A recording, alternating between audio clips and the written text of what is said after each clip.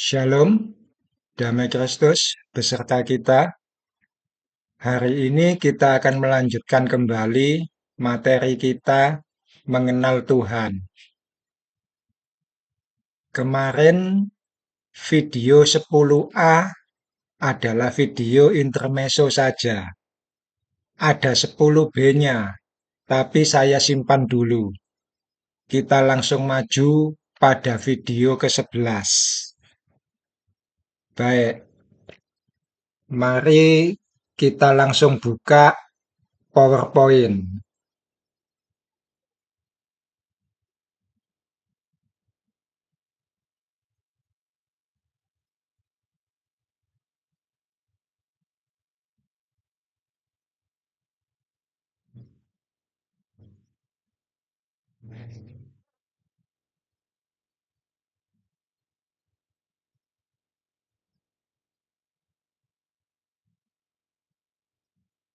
Sorry, bukan yang ini. Sebentar.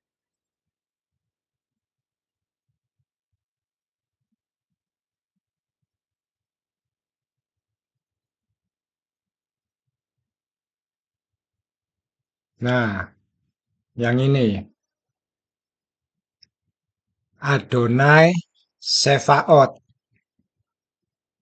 Menerjemahkan kemarin kita definisikan sebagai tafsir terpendek.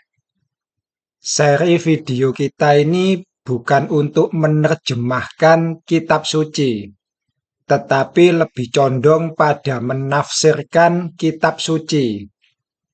Jadi, kalau menerjemahkan itu adalah tafsir terpendek, maka kalau menafsirkan berarti menerjemahkan terpanjang.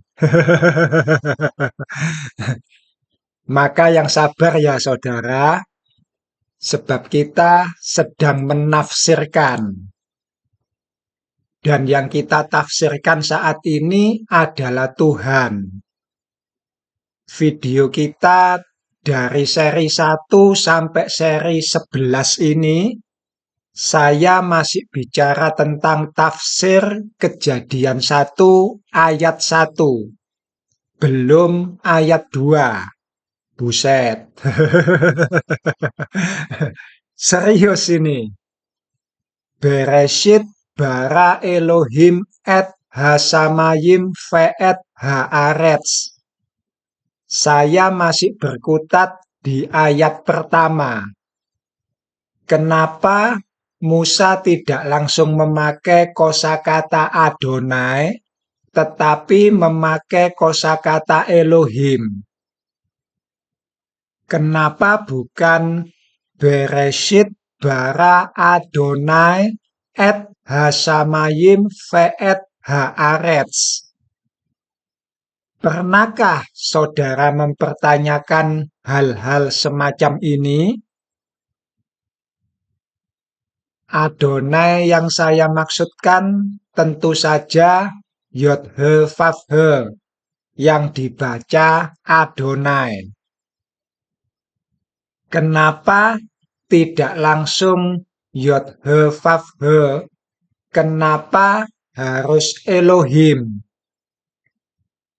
Kalau hal ini saya masukkan dalam grammar linguistik, maka pertanyaan saya, kapan saya harus memakai Adonai dan kapan saya harus memakai Elohim? Kalau saya seorang murid, kira-kira pertanyaan saya hal-hal semacam itu pada para guru saya. Anakku, apa yang kamu tanyakan di sekolah tadi? Mama, saya tadi bertanya, kapan saya harus memakai Elohim di depan kata kerja dan kapan saya harus memakai Elohim di belakang kata kerja? Saya juga menanyakan hal ini, Mama. Kapan saya harus memakai kosakata Adonai dan kapan saya harus memakai kosakata Elohim? Dan masih banyak pertanyaan yang lain tentu saja. Jika saya adalah seorang murid, mungkin saya satu-satunya murid yang bisa membuat seorang guru menangis. Pertanyaannya nyebelin. Kita lihat slide selanjutnya.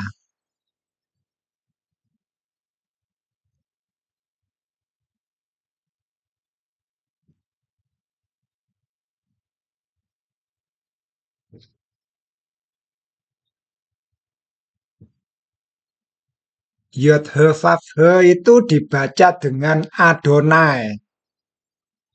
Yod-He-Vav-He itu sendiri sebenarnya bukan kata apapun. Tetragramaton itu diyakini berasal dari kata kerja hayah yang artinya menjadi atau ada. Tetapi tetragramaton itu sendiri bukan kata kerja. Tetragramaton diyakini sebagai kata benda, bentuk orang ketiga tunggal. Tetapi tetragramaton itu sendiri bukan kata benda. Tetragramaton bisa dibaca sebagai berikut. Dia yang ada, atau dia yang menyebabkan ada, atau dia yang menjadi, atau bahkan bisa disambung semuanya. Dia yang ada, yang kemudian menjadi, sehingga yang menjadi ini menyebabkan semuanya menjadi ada. Next slide, please.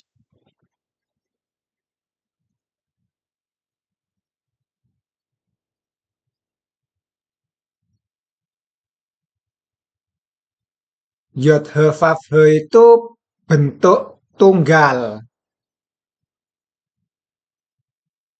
Dia tidak punya bentuk jamak. Dan ketika tetragramaton itu dibaca sebagai Adonai, hal ini menjadi sangat menarik.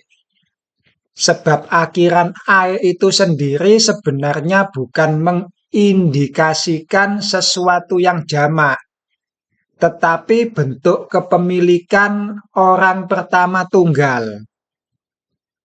Dan tetragramaton ketika dibaca sebagai tuanku memang bisa tepat dalam beberapa konteks kalimat.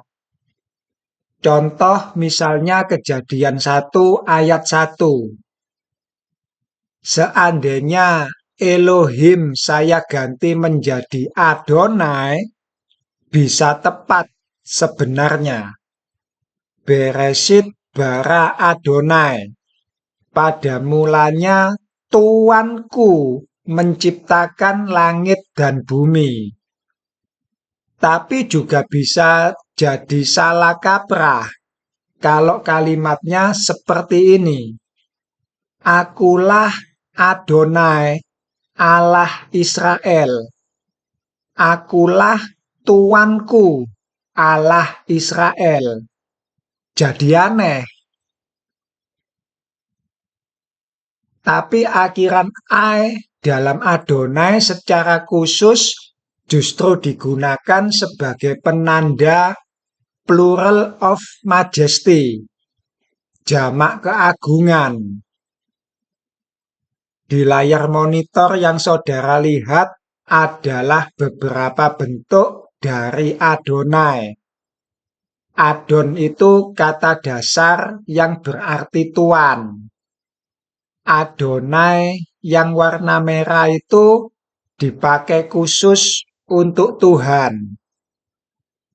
Contoh ayatnya ada dalam Kejadian 18 ayat 3, di mana Abraham dikunjungi oleh 3 orang tamu.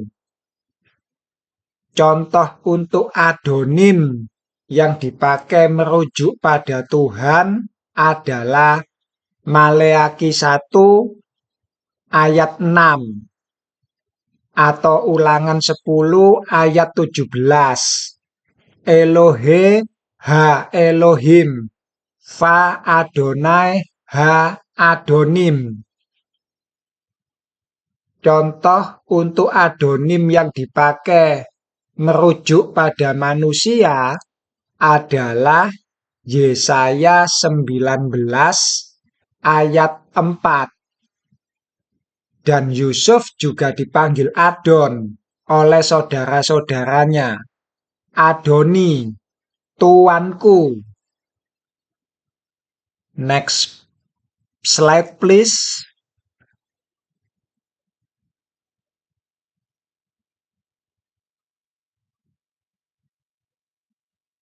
Oke, itu adalah contoh kosakata yang memakai akhiran "ai".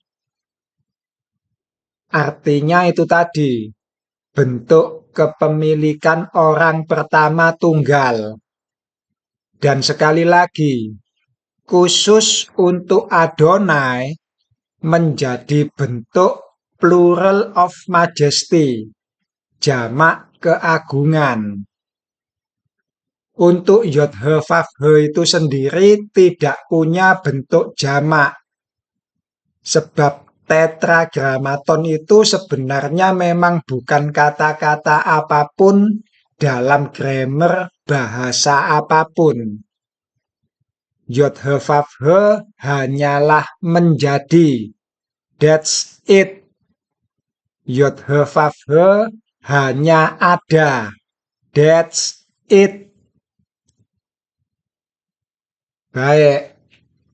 Sekarang mari kita lanjutkan yang PowerPoint kemarin. Sebentar, saya buka dulu yang tadi.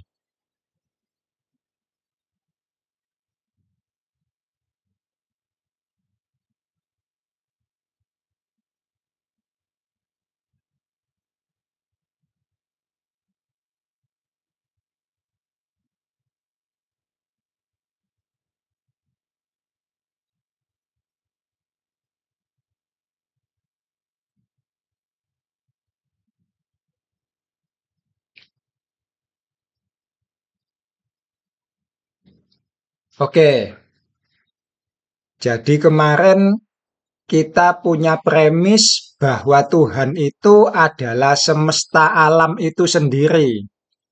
Artinya, semesta tidak diciptakan. Semesta itu ada dengan sendirinya. Dalam ilustrasi kita ini, semesta itu adalah lingkaran biru ini. Tuhan itu sendiri sebenarnya silent, saudara.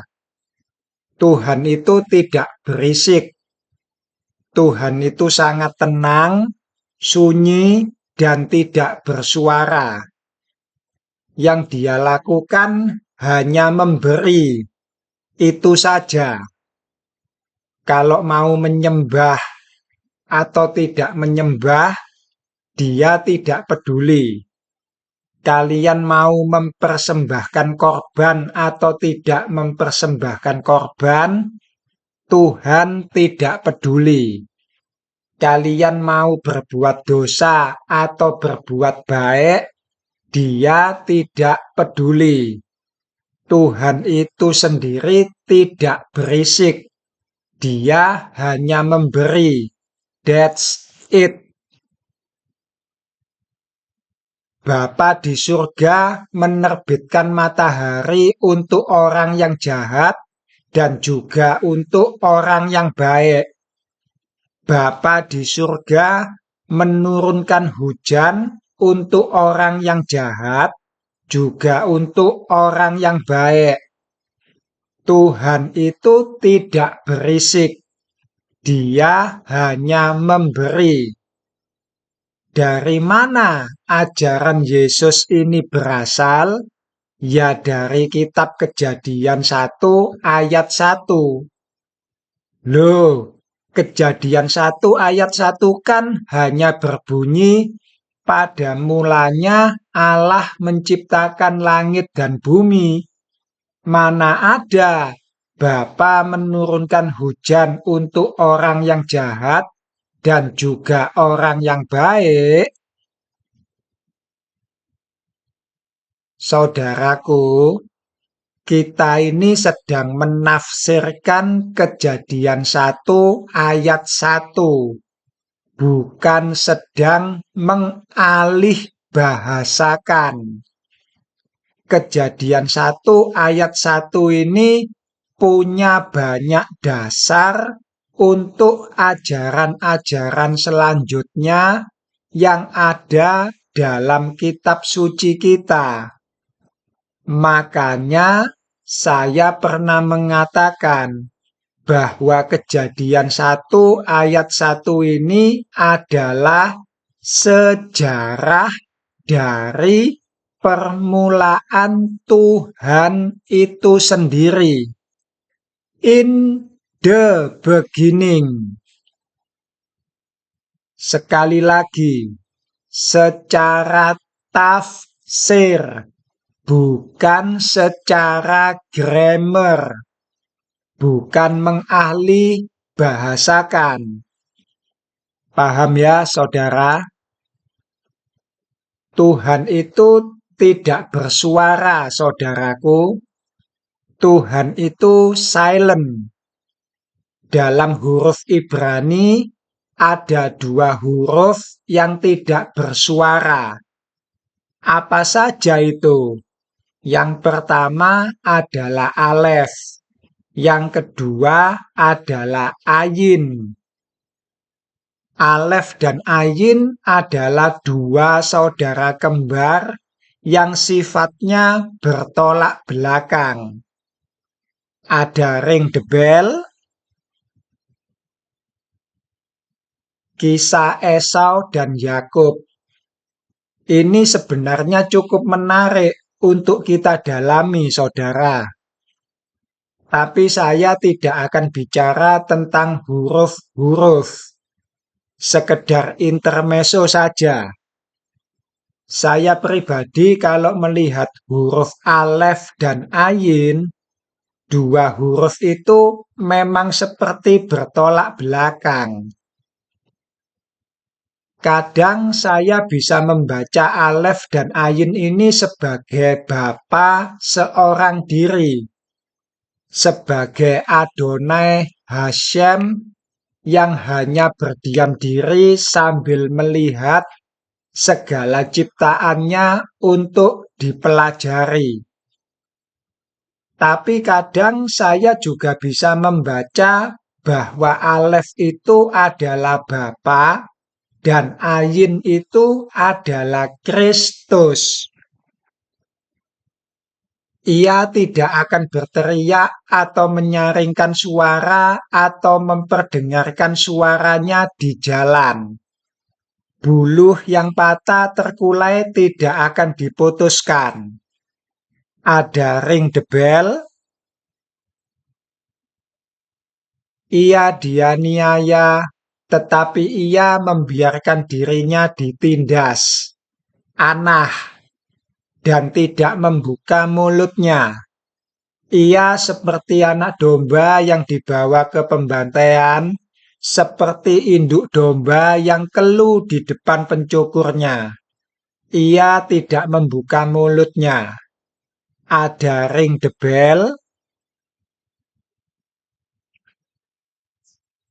Ketika dituduh oleh imam-imam kepala dan tua-tua, ia tidak memberi jawab apapun.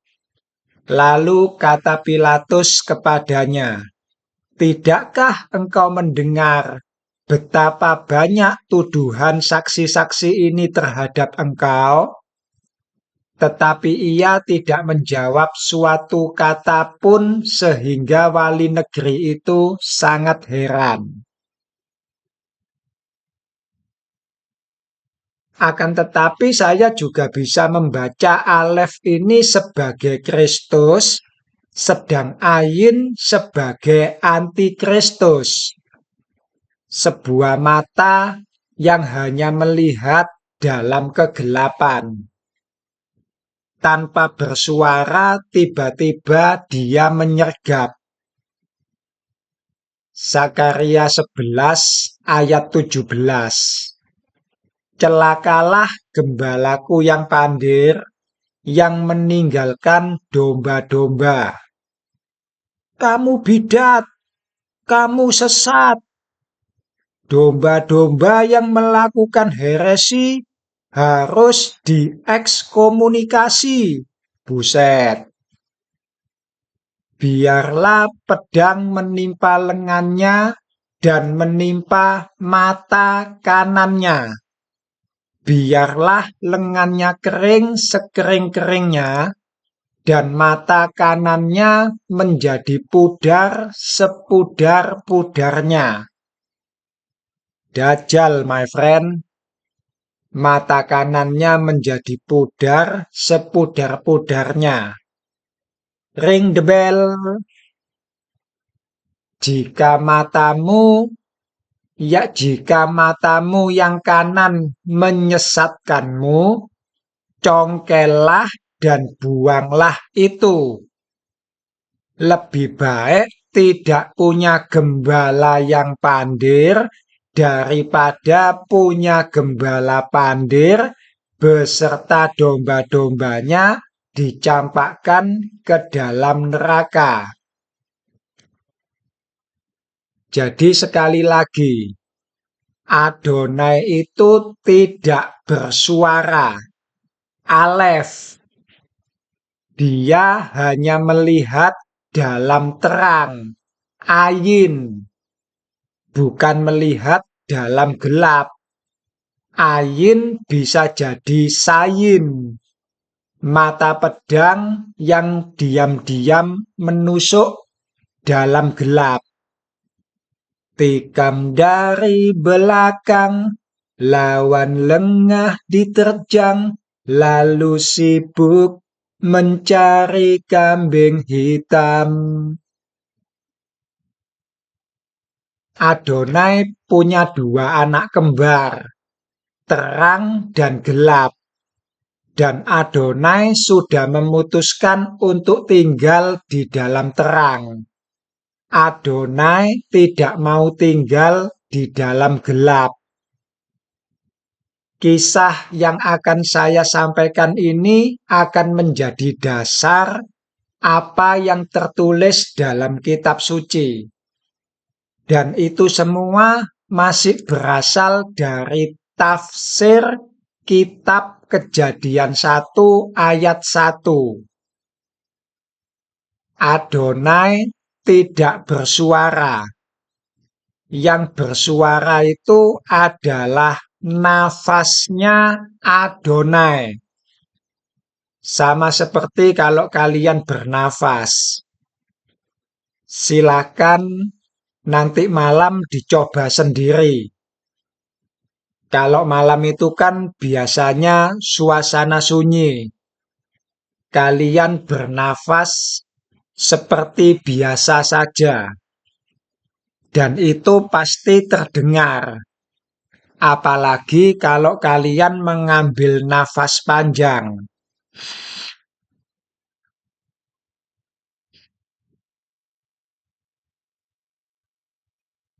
Hidup hanya setarikan nafas.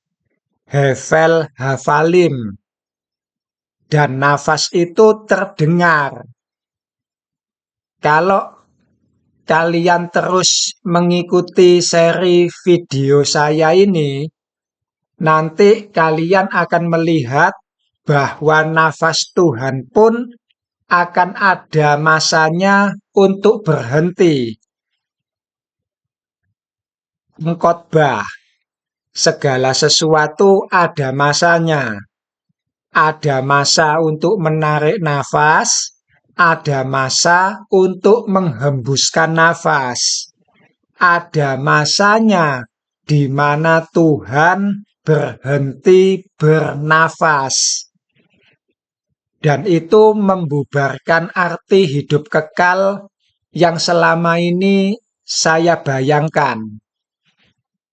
Membubarkan hidup kekal yang selama ini saya pahami.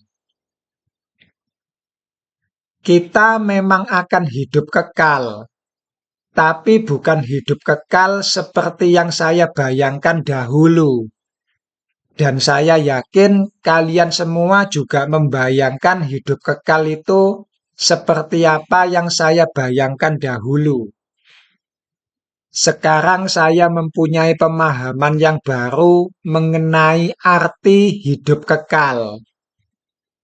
Kalau saudara terus mengikuti seri video saya ini, nanti saudara akan mengerti hidup kekal itu seperti apa yang saya bayangkan saat ini.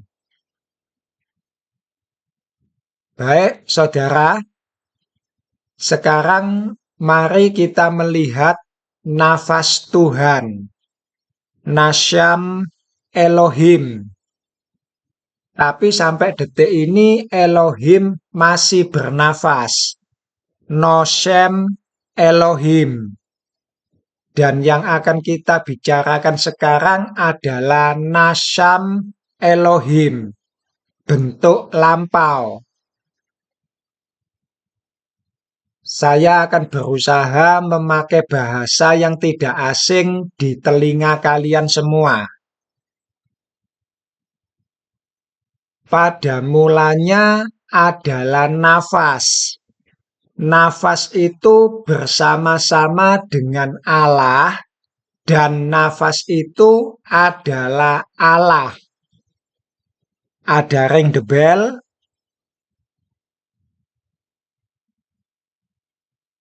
Saya ulang ya. Pada mulanya adalah nafas. Nafas itu bersama-sama dengan Allah, dan nafas itu adalah Allah.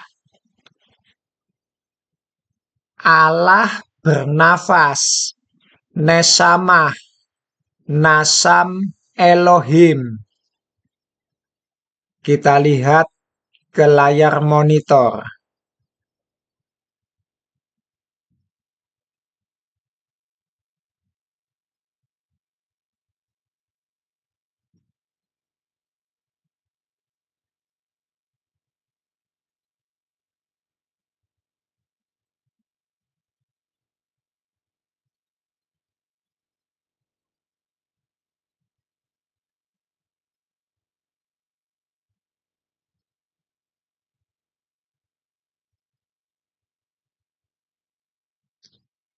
Adonai bernafas.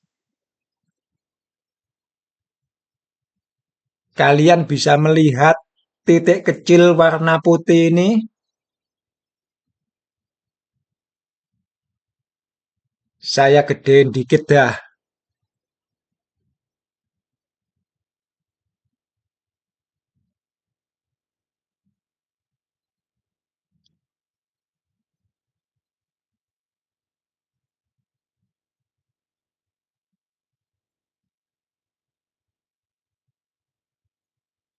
Nah, kalian bisa melihat titik kecil ini ya.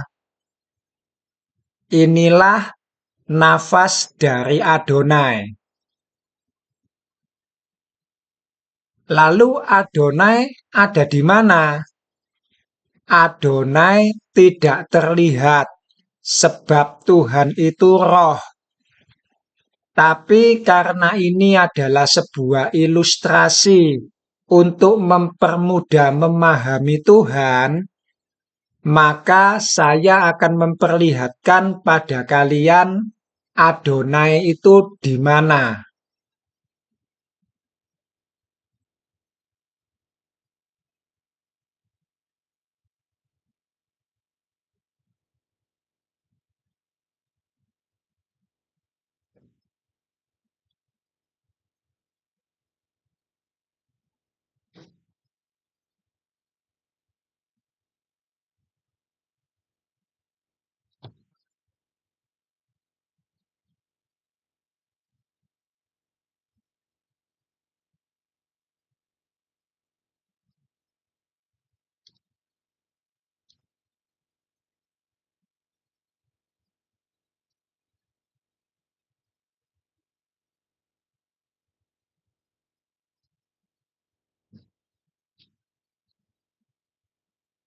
Nah, inilah Adonai. Dan ketika saya berkata, Elohim bernafas, kalian jangan pernah berpikir bahwa nafas ini keluar dari lingkaran kuning. Adonai bernafas, lalu titik ini keluar dari lingkaran kuning ini.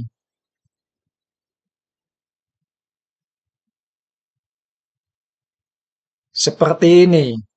Tidak demikian. Nafas ini tetap ada di dalam diri Adonai.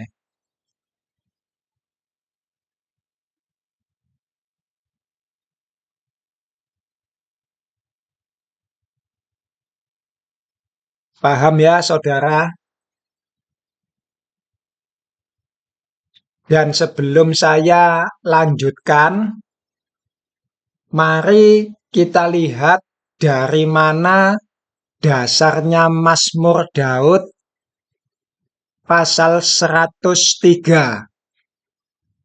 Sebab dia sendiri tahu apa kita, dia ingat bahwa kita ini hanyalah debu.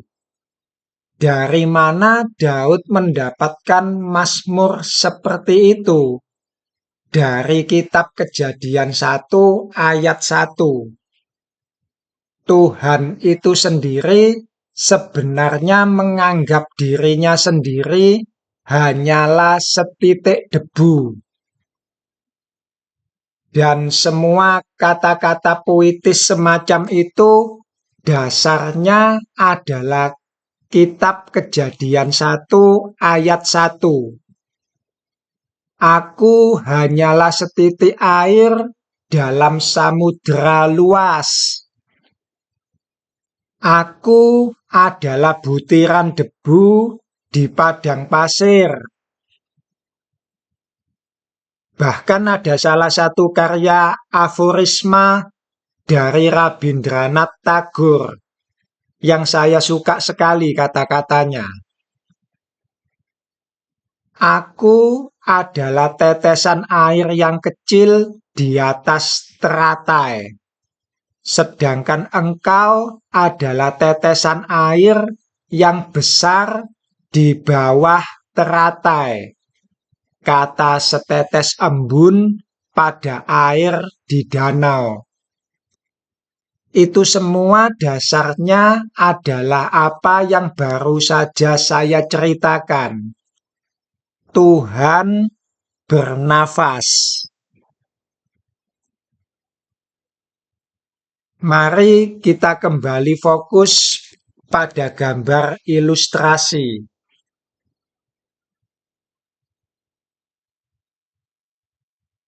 Kalau saudara lihat, titik putih ini sangat kecil dibanding lingkar kuning ini. Betul kan? Dan titik kecil itu adalah Elohim, Allah yang dibentuk dalam Yesaya 43. Tapi itu nanti saja. Sekarang begini,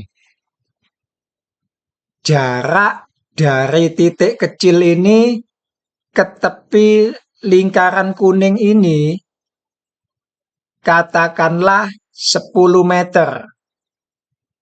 Dan lingkaran putih ini hidup.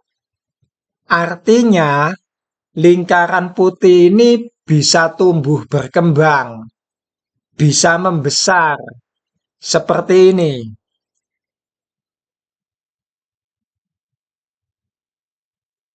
Aduh, salah. Sorry, ini gak bisa dibesarkan.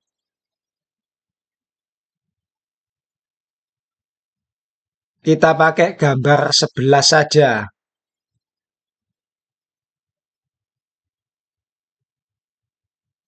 Sebentar, saya kecilkan dulu yang ini.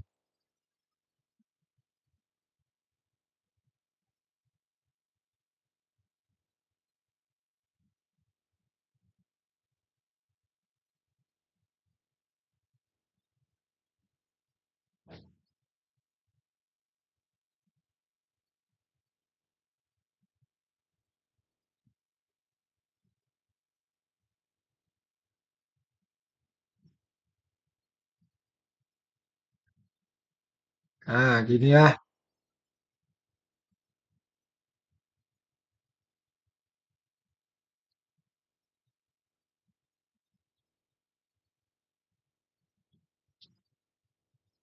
Saya ulang ya. Jarak dari lingkaran biru ini ke tepi lingkaran kuning ini katakanlah 10 meter. Dan lingkaran biru ini hidup. Artinya lingkaran biru ini bisa membesar.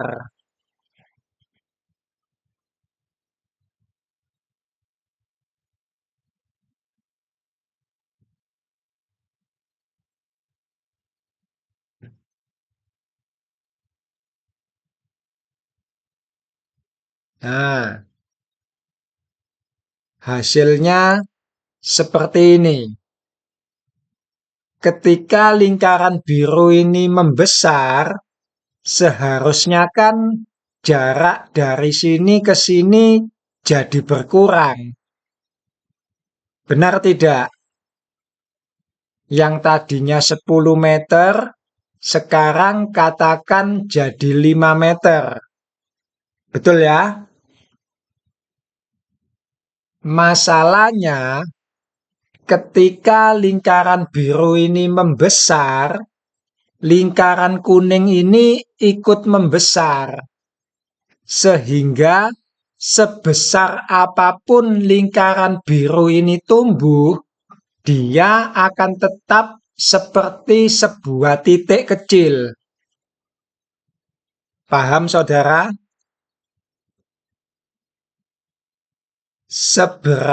Sebesar apapun lingkaran biru ini, dia akan tetap seperti gambar 12.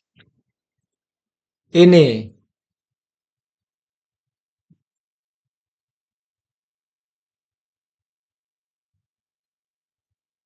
Sampai sini paham ya, saudara?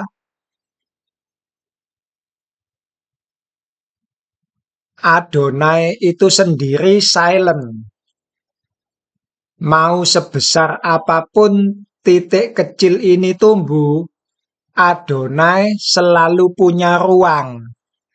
Dia hanya memberi tanpa pernah komplain.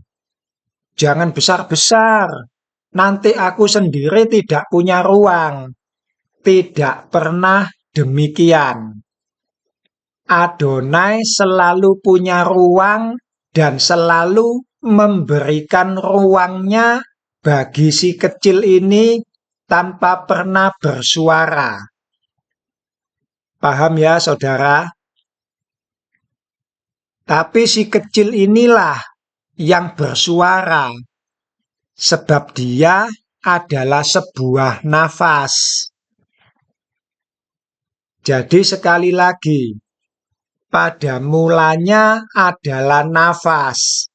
Nafas itu ada bersama-sama dengan Allah, dan nafas itu adalah Allah. Tuhan itu sendiri menganggap dirinya sendiri itu adalah setitik debu. Ketika Daud bermazmur, sebab dia ingat apa kita. Dia ingat bahwa kita ini hanyalah debu. Ketika Tuhan melihat diri manusia, Tuhan juga ingat siapa dirinya sendiri, bahwa Tuhan juga hanyalah setitik debu. Dan setitik debu ini adalah alam semesta kita, saudara. Elohim yang dibentuk, tempat di mana bumi kita dan semua planet serta benda-benda luar angkasa berada. Dan mereka semua kemudian disebut dengan bala tentara Tuhan. Sefaot, judul video kita hari ini. Adonai Sefaot. Sefaot itu dari kata safa yang artinya tentara, pasukan perang. Kosakata ini muncul pertama kali dalam kitab Kejadian 2 ayat pertama. Demikianlah diselesaikan langit dan bumi dan segala isinya. Dan segala isinya itulah safa. Bau-bau militer, saudara.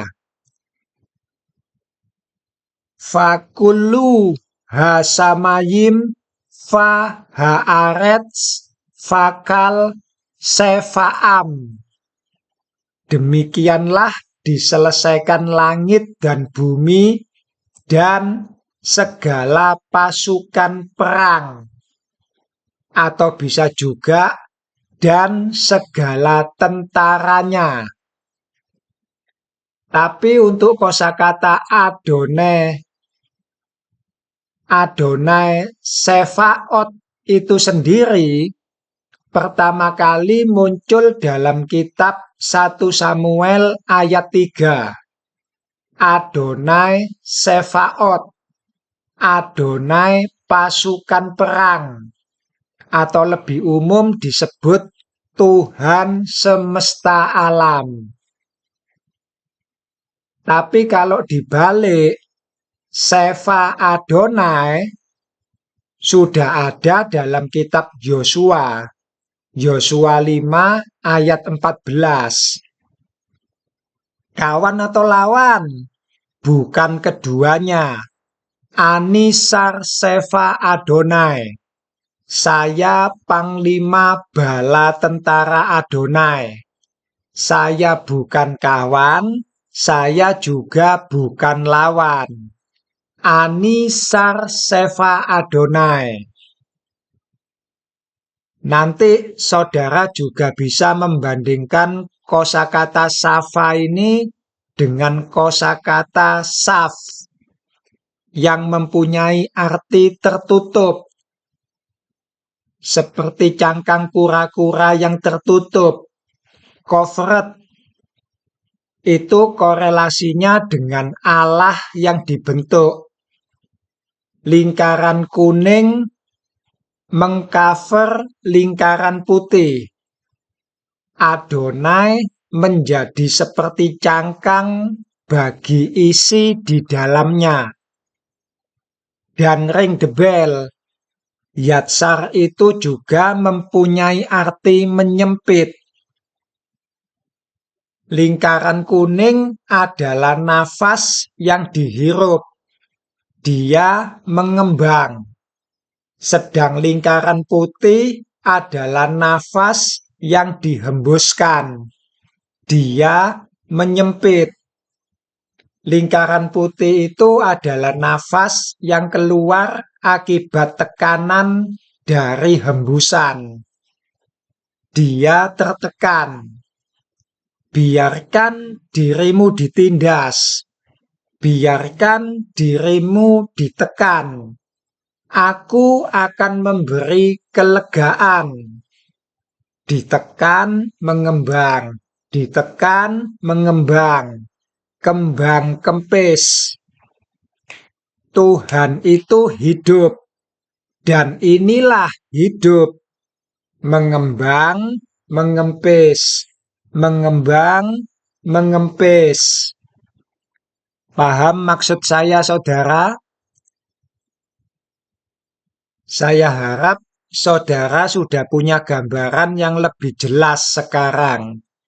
Bahwa Allah itu adalah hidup itu sendiri. Nafas itulah Allah. Sampai sini sudah punya gambaran ya, saudara?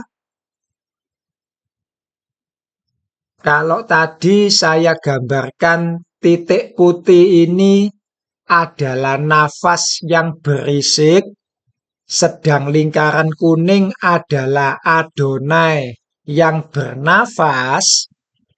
Sekarang kalau keduanya adalah nafas, maka akan ada lingkaran yang ketiga.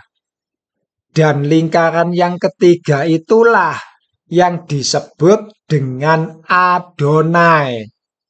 Di mana lingkaran yang ketiga itu nanti adalah lingkaran yang paling besar di antara ketiganya.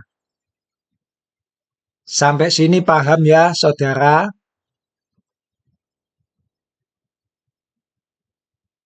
Sekarang mari kita melihat Yesaya 43. Kita buka kitab suci kita. Yesaya 43 ayat 10. Kita baca sama-sama. Kamu inilah saksi-saksiku. Demikianlah firman Adonai. Dan hambaku yang telah kupilih, supaya kamu tahu dan percaya kepadaku dan mengerti bahwa aku tetap Dia. Sebelum aku tidak ada Allah dibentuk, dan sesudah aku tidak akan ada lagi. Itu adalah terjemahan menurut LAI. Artinya, menurut LAI ada Allah yang dibentuk. Dan saya sudah menafsirkan apa yang diterjemahkan oleh LAI. Semesta itulah Allah yang dibentuk. Tapi di sini saya masih punya unek-unek perkara grammar. Saya bacakan dulu bahasa aslinya ya saudara. Lepanai lo notsar el fa aharai lo yihye. Pertanyaan saya fokus pada notsar. Kenapa notsar diambil dari yatsar dan bukannya dari natsar? Soresnya berbeda. Yatsar itu yod, sade, dan res. Sedangkan natsar adalah nun, sade, dan res. Bukankah notsar di sana itu adalah nun, sade, dan res? Kenapa harus diambil dari yatsar yang mempunyai arti dibentuk?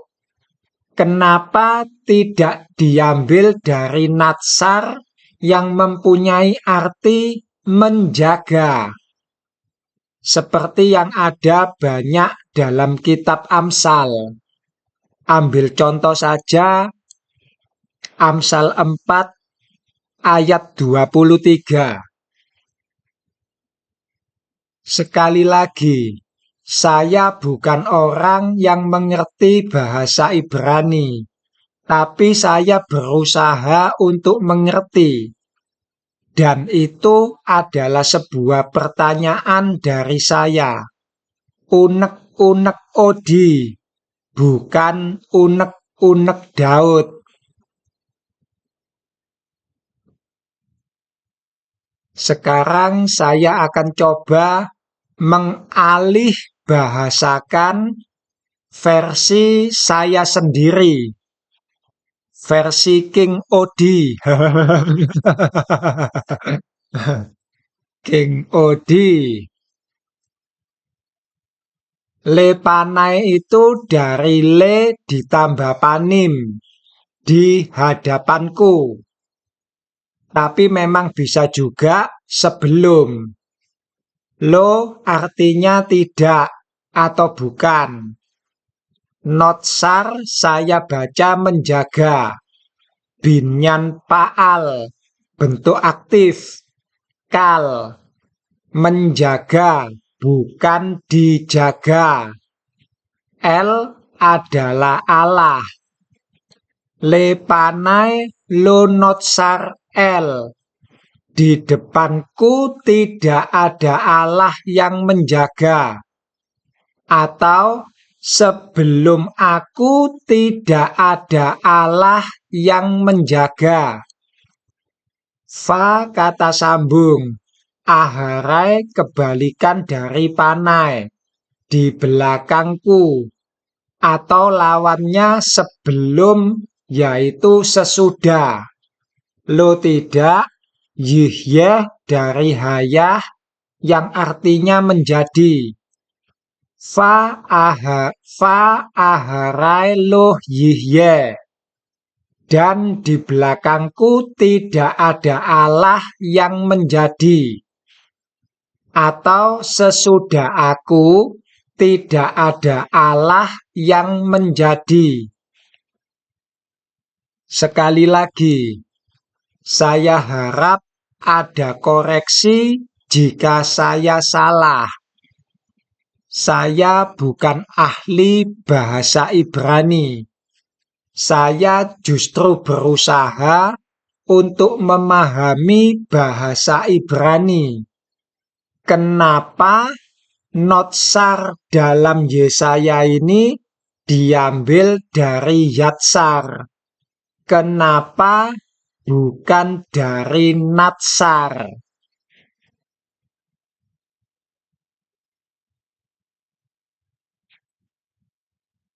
Atau kalau boleh saya alih bahasakan secara ngawur,